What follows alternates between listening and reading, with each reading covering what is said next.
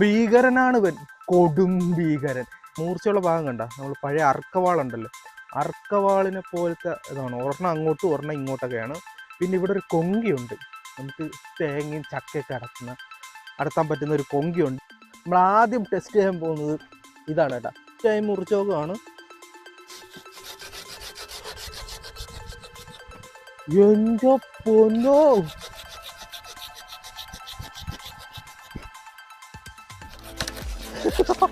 അപാര സാധനമാണിത്. ഇത് ഇങ്ങോട്ട് കാണിച്ച് ഇത് പുറത്തും കൂടെ മുറിക്കേ. സിമ്പിൾ.